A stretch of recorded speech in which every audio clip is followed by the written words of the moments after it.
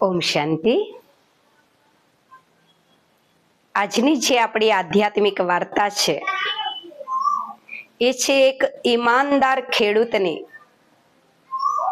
કે ઈમાનદારીથી જો આપણે જીવન જીવીએ, નીતિથી જો આપણે જિંદગી જીવતા હોય, જિંદગીની અંદર જો સચ્ચાઈ ભરેલી હોય તો જીવન કેટલું સુખરૂપ બની જાય છે। અને એ ઈમાનદારી, એ સચ્ચાઈ, એ નીતિ જીવનમાં આપણને કેવું ફળ આપે છે એ આ વાર્તાની અંદર બતાવવામાં આવ્યું છે। કે એક નગરની અંદર એક ખેડૂત રહેતો હતો। બચપનથી એના સંસ્કારો બહુ સારા હતા। સચ્ચાઈથી જિંદગી જીવવી, નીતિથી જિંદગી જીવવી।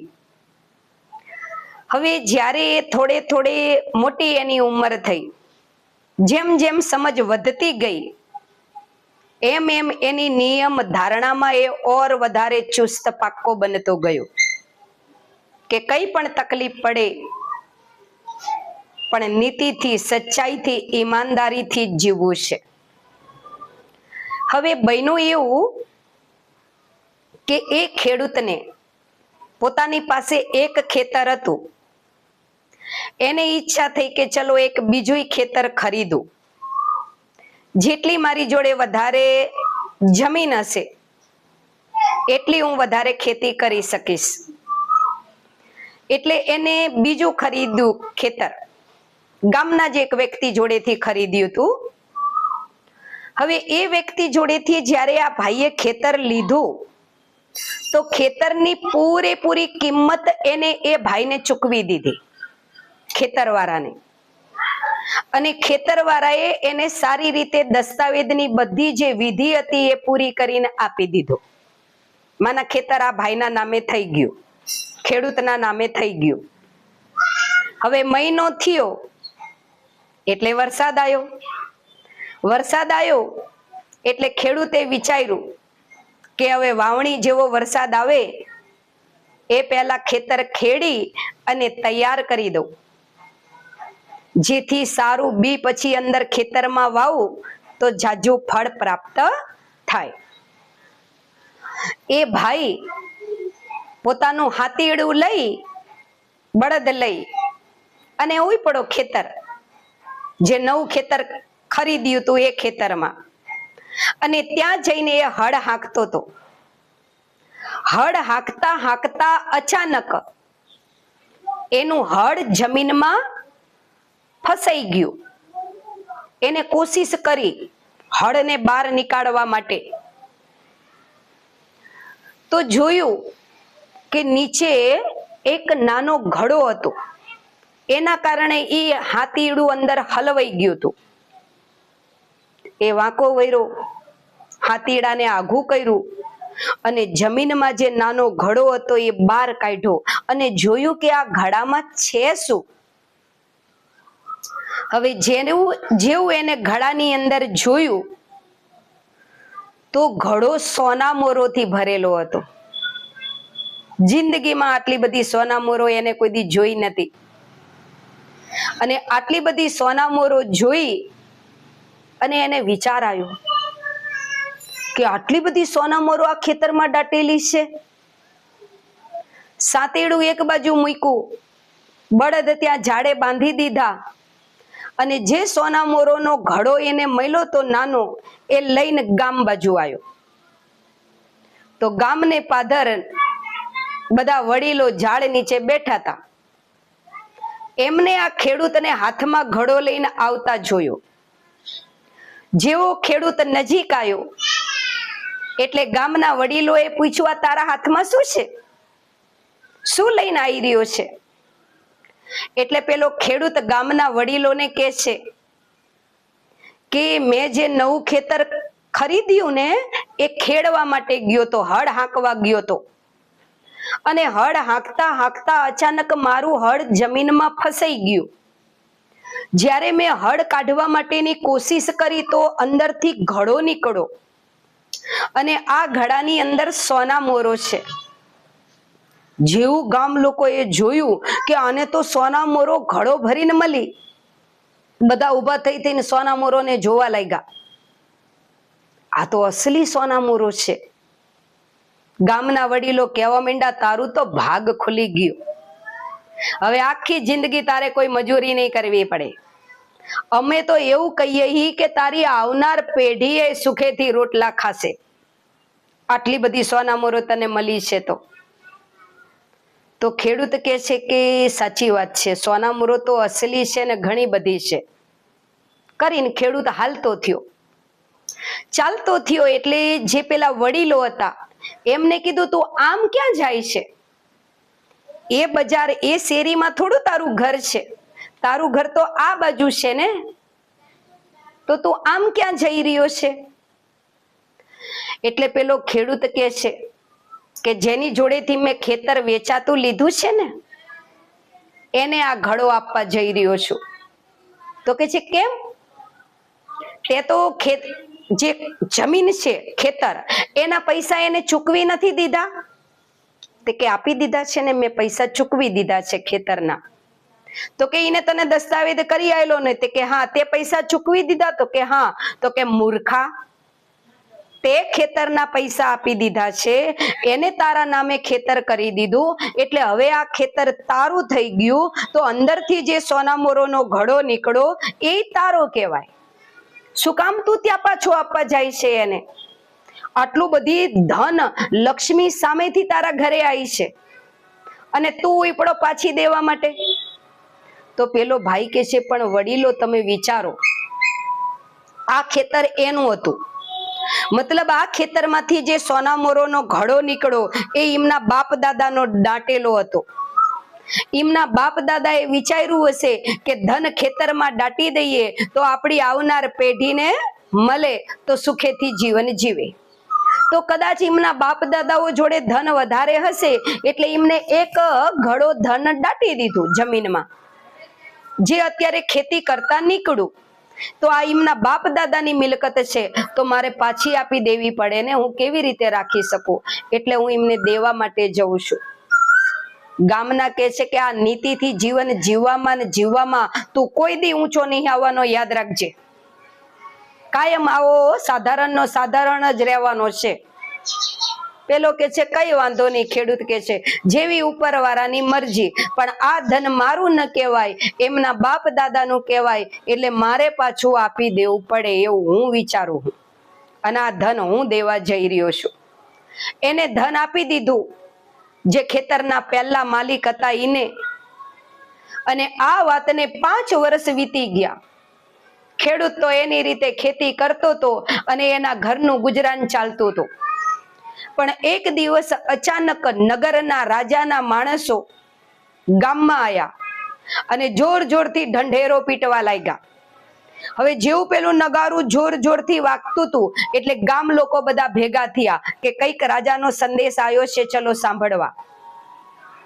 જેવા બધા સંદેશ સાંભળવા માટે આયા તો પેલા સિપાહીઓએ ઢોલ વગાડવાનું બંધ કર્યું, નગારું વગાડવાનું, અને સંદેશ આપ્યો કે રાજાનો સંદેશ છે કે કાલ જ્યારે રાજ દરબાર ભરાય તો જે વ્યક્તિએ જિંદગી ભર સચ્ચાઈથી જીવ્યો હે, ઈમાનદારીથી જીવ્યો હે, એવો વ્યક્તિ કાલે રાજ દરબારમાં હાજર થાય, આવી રાજાની આજ્ઞા છે. બધા એકબીજાને પૂછવા લાગ્યા કે યાર જિંદગીમાં કોક વાર તો ઊંચું નીચું કર્યું હોય ને, કાયમ તો સચ્ચાઈથી ઈમાનદારીથી વફાદારીથી ન જીવ્યા હોય, ક્યારેક કોઈ માટે ના સારો વિચાર આવી ગયો હોય, ક્યારેક કઈક કોઈનું લઈ લેવાની ભાવના ઊભી થઈ હોય. આપણે તો ન જઈએ કે રાજ દરબારમાં, પણ જોવા તો જશું કાલે રાજ દરબારમાં કે નગરની અંદર કોણ એવો વ્યક્તિ છે જે ઈમાનદારી સચ્ચાઈથી જીવે છે. બીજે દિવસ થયો, રાજ દરબાર ભરાણો અને રાજ દરબારની અંદર આ ખેડૂત જૈન ઉભો રહ્યો. જૈન રાજાને કહે છે, રાજાજી તમારા માણસો આયા હતા અને એને કીધું કે જે કોઈ વ્યક્તિ જીવનભર જો ઈમાનદારીથી સચ્ચાઈથી જીવ્યો હોય તો એ કાલે રાજ દરબારમાં હાજર થાય. તો રાજાજી મેં જિંદગી ભર હંમેશા સચ્ચાઈથી અને નીતિથી જીવ્યો છું, એટલે હું રાજ દરબારમાં આવ્યો છું. તો રાજાજીએ કીધું, કેવી જિંદગી જીવ્યો છે તું મને બતાય, કેવી રીતે ઈમાનદારીથી સચ્ચાઈથી તું રહ્યો છે. એટલે પેલો ખેડૂત રાજાની સામું જોઈ અને એના જીવન વિશે બતાવવા લાગ્યો, અલગ અલગ બધા વર્ણન કરવા લાગ્યો કે છે રાજાજી, એક ભાઈ જોડેથી મેં ખેતર લઈ લીધું તું વેચાતું, ત્યારબાદ અંદરથી સોના મોરો નીકળી, તોય મેં એને પાછી આપી દીધી, કારણ કે એના બાપ દાદાની મિલકત કહેવાય. આખા ગામના વડીલોએ મને ના પાડી હતી કે ના આપવાસી, પણ મેં એવું કીધું કે નહીં, એમની મિલકત છે એટલે મારી એમને પાછી આપી દેવી પડે, એમના બાપ દાદાની છે. તો આવા 2-4 પ્રસંગો રાજાને બતાયા રાજ દરબારમાં. રાજાએ મંત્રીને કીધું કે કાલે મેં તમારી સાથે વાત કરી હતી કે આવતીકાલે મારો જન્મદિવસ છે અને મારી એવી ઈચ્છા છે કે નગરની અંદર જે કોઈ વ્યક્તિ સચ્ચાઈથી ઈમાનદારીથી જીવતું હોય એને મારે ઇનામ આપવું છે. તો ઇનામ લાવો, મારે આ ખેડૂતને આપવું છે. મંત્રી કહેવા લાગ્યો કે રાજાજી, તમને શું ખબર કે એ ખેડૂતે ઈમાનદારીથી સચ્ચાઈથી જીવન જીવ્યો છે?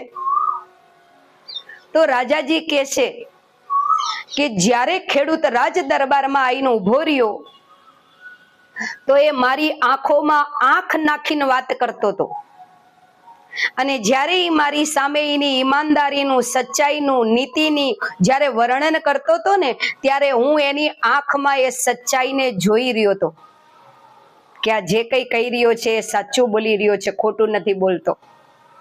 તરત જ ત્યાં એના ગામના લોકો જે હાજર હતા સભામાં, એ તરત રાજાજીને કહેવા માંડ્યા, હા હા રાજાજી, સાચી વાત છે તમારી, આ અમારા ગામના ભાઈ છે, હંમેશા બહુ નીતિથી અને ઈમાનદારીથી જિંદગી જીવે છે રાજાજી. તો રાજાજીએ સિપાહીને કીધું કે મારે આજે મારા જન્મ દિવસ નિમિત્તે આ માણસને જે સોગાત આપવાની છે એ હાજર કરું. તો એક થાળની અંદર એક થેલી હતી, એ લઈને મંત્રી આવીને ઉભા રહ્યા. રાજાએ એ થેલી હાથમાં લીધી અને પેલા ખેડૂતના હાથમાં એ થેલી આપીને કીધું કે આ થેલીની અંદર સાચી સોના મોરો છે, આજે મારા જન્મ દિવસ નિમિત્તે હું તમને આ સોના મોરો સોગાતમાં આપું છું. ખેડૂત ખુશ થઈ ગયો, કારણ કે મોટી થેલી ભરીને સોના મોરો હતી, જે એની નીતિના હિસાબે એને ગિફ્ટમાં મળી હતી. ખેડૂત ખુશ થઈ ગયો, રાજાને પ્રણામ કરી અને એના ઘર તરફ ચાલ્યો. તો એના ગામ લોકો એ ગામ તરફ જ જતા હતા.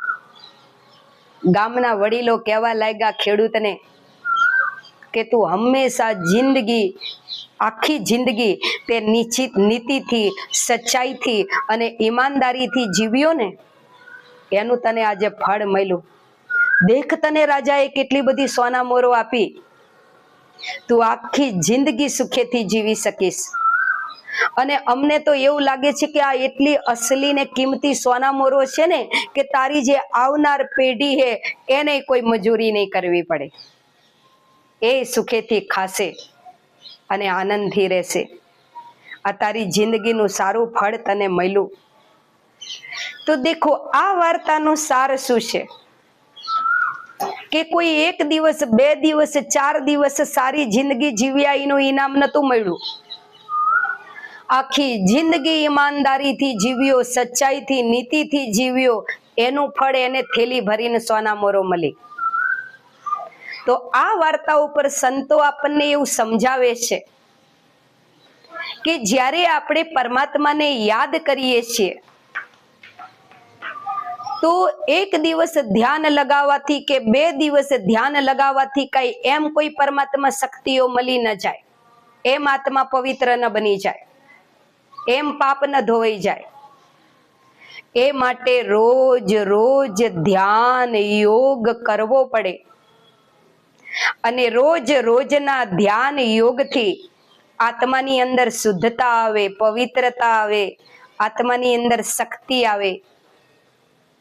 અને જેટલું જીવન આપણે નીતિથી જીવીશું, સચ્ચાઈથી જીવીશું, ઈમાનદારીથી જીવીશું, તો એ જીવન જીવવા માટે થોડી તકલીફ પડે, કષ્ટ પડે, કારણ કે વિચારો, ખેડૂત છે અને સોના મોરો ભરેલો ઘડો મયલો એ કોઈને આપી દેવો એ કોઈ સામાન્ય વસ્તુ નહીં. મને સારી જિંદગી જો જીવવાનો તમે સંકલ્પ કરો છો ને, તો સારી જિંદગી જીવવામાં તકલીફો પડશે, ક્યારેક કંઈક ત્યાગ કરવું પડશે, ક્યારેક કંઈક સામનો કરવો પડશે કોઈ પરિસ્થિતિનો. પણ યાદ રાખો, તમે જે નીતિથી જીવન જીવશો ને, એ તમારું જે કર્મરૂપી બી હે એ જ્યારે મોટું ઝાડ થઈને તમને ફળ આપશે ને, ત્યારે એમાં તમને ખૂબ સુખ, ખૂબ શાંતિ અને ખૂબ આનંદનો અનુભવ થશે. તો અમારી એવી ઈચ્છા છે કે પરમાત્માએ આપણને પરમધામથી આ ધરતી ઉપર એક નાટક ભજવવા માટે મોકલા છે, પાત્ર ભજવવા માટે મોકલા છે. આપણને આટલી સુંદર મનુષ્ય અવતાર આપ્યો છે, આટલી સુંદર જિંદગી આપી છે.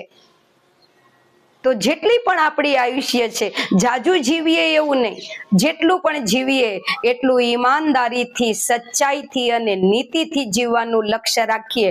ક્યારેય કોઈનો લઈ લેવાનું, છીનવી લેવાનું, પડાઈ લેવાની ભાવના ન રાખીએ. તો વિશ્વાસ રાખો, ભગવાનના મહાવાક્યો પ્રમાણે જો નીતિથી જીવન જીવશો તો તમે અવશ્ય અવશ્ય અવશ્ય સુખી થશો. તમારા પરિવારની અંદર સુખ શાંતિ સ્થાયી રહેશે, લક્ષ્મી એ ટકશે અને આનંદ આવશે જિંદગી જીવવાની. તો તમને બધા ભાઈ બહેનોને અમારી વાર્તા કેવી લાગે છે? આ બધી વાર્તાઓ આધ્યાત્મિક, આગળ પણ અમે ઘણી બધી વાર્તાઓ સંભળાવી છે અને આગળ પણ અમે તમને સંભળાવતા રહેશું. તો આ બધી વાર્તાઓ તમને કેવી લાગે છે એ અમને કોમેન્ટમાં અવશ્ય બતાવશો. કોઈની કોમેન્ટ ઉપરથી લાગે છે કે એમને અમારું જ્ઞાન નથી ગમતું, પણ તમે વિશ્વાસ રાખો, અમારા દિલની ભાવના સારી છે. અમારી કોઈ નીતિ તમારા દિલને, તમારા ધર્મને કે તમારા કોઈ ઈષ્ટ દેવને ઠેસ પહોંચાડવાની નથી, પણ છતાંય અમારા કોઈ શબ્દો કે અમારી કોઈ વાત તમને ન ગમે તો જતી કરી દો. તમને જે સારું લાગે એ લો, ન ગમે તો છોડી દો. ખ્યાલ આવ્યો? પણ સાંભળો, સાંભળેલું એક દિવસ કામ આવશે. આ વિશ્વાસ છે અમને કે ભગવાનની શ્રીમત પ્રમાણે જો નીતિથી જીવન જીવશો, તો જેમ અમે નીતિથી જીવન જીવીએ છીએ, તો આજે અમારું જીવન સુખમય, શાંતિમય અને આનંદ ભર્યું છે. એમ તમારું જીવન પણ સુખમય, શાંતિમય અને આનંદ ભર્યું બની જશે. આટલા બધા ભાઈ બહેનો તમે સરસ બધા વાર્તાઓને સાંભળો છો. એ મોબાઈલની અંદર જ્યારે અમે જોઈએ છીએ કે કેટલા ભાઈ બહેનોએ આ સત્સંગ સાંભળ્યો, તો એ જોઈને અમને ખૂબ ખૂબ આનંદ થાય છે. અમારી શુભ ભાવના છે તમે બધા સદા ખુશ રહો, તંદુરસ્ત રહો અને સુખી રહો. ઓમ શાંતિ.